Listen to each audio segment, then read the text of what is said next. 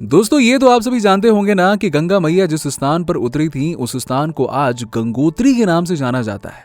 गंगा जी वो नदी है जिन्हें सनातन धर्म में माता का स्थान दिया गया है और जिसमें स्नान करने मात्र से ही मनुष्य के सारे पाप धुल जाते हैं। आखिर क्या है उनकी कहानी और कैसे वो गंगोत्री धाम पर पधारी, आइए जानते हैं हमारे आज की इस वीडियो में। लेकिन उससे पहले अगर आप हमारे चैनल पर नए हैं तो ऐसे ही और वीडियोस देखने के लिए हमारे चैनल धर्म मिस्ट्री को सब्सक्राइब जरूर कर लीजिएगा। गंगोत्री धाम उत्तराखंड राज्य के उत्तरकाशी जिले में स्थित है और ये धाम गोमुख से लगभग 19 किलोमीटर की दूरी पर स्थित है। ये गंगोत्री धाम सनातन धर्म के 4 पवित्र धामों में से एक माना जाता है और प्राचीन धार्मिक कथाओं के अनुसार राजा भागीरथ ने गंगोत्री के पर्वतों में बैठकर कठोर तपस्या करी और भगवान शिव को प्रसन्न किया और शिव ने भागीरथ की तपस्या से प्रसन्न होकर गंगा जी को अपनी जटाओं में धारण करने का वरदान दिया, जिससे गंगा जी का धरती पर आने का रास्ता तय हुआ था। चलिए इनके आगमन की पूरी कथा को विस्तार से जानते हैं। गंगा मैया के आगमन की कहानी शुरू होती है भगवान श्री राम के जन्म स्थान अयोध्या से। उस समय अयोध्या में सगर नाम के राजा राज्य करते थे। इनकी 2 रानियां थीं, एक केशनी और दूसरी समिति। केशनी का एक पुत्र हुआ जिसका नाम असमंजस रखा गया। वहीं रानी समिति के गर्भ से एक मटका जैसा कुछ निकला जिसमें से 60,000 बच्चों का जन्म हुआ।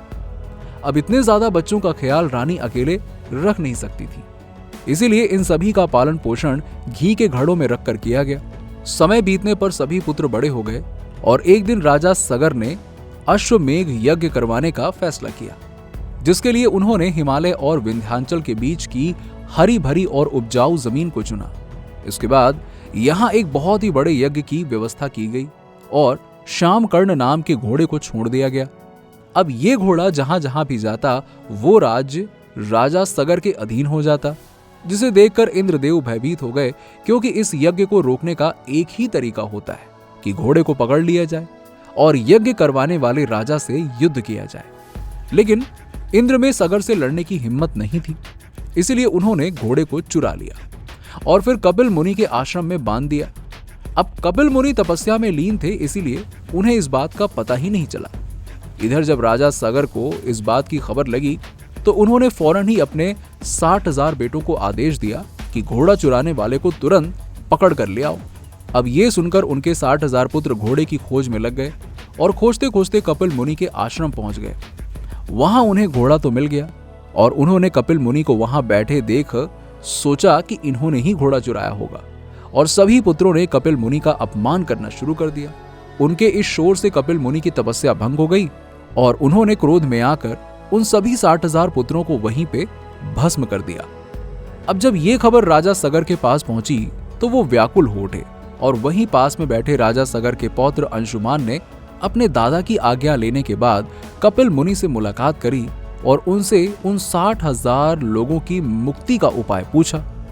तब कपिल मुनि ने अंशुमान के शांत स्वभाव और उनकी भक्ति से प्रसन्न होकर मां गंगा द्वारा उन पर सभी की मुक्ति का उपाय बताया।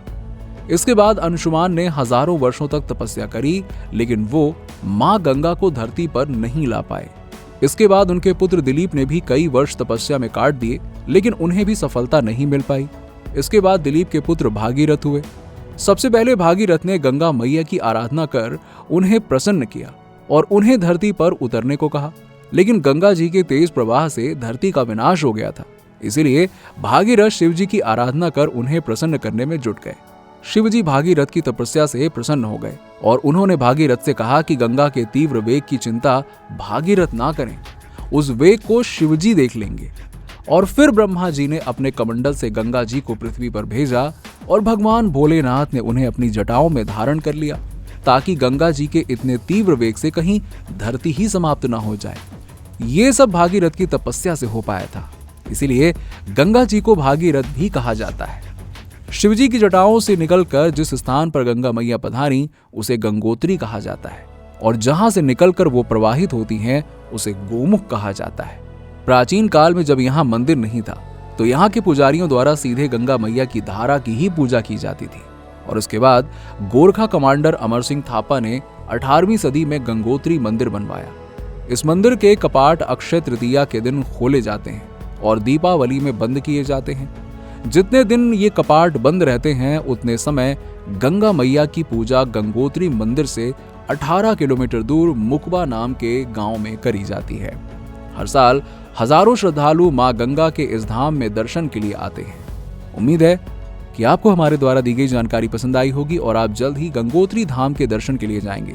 अगर आपको हमारा ये वीडियो पसंद आया हो तो वीडियो को लाइक कीजिए, शेयर कीजिए और ऐसे ही और भी वीडियोस देखने के लिए हमारे चैनल धर्म मिस्ट्री को सब्सक्राइब करना ना भूलें।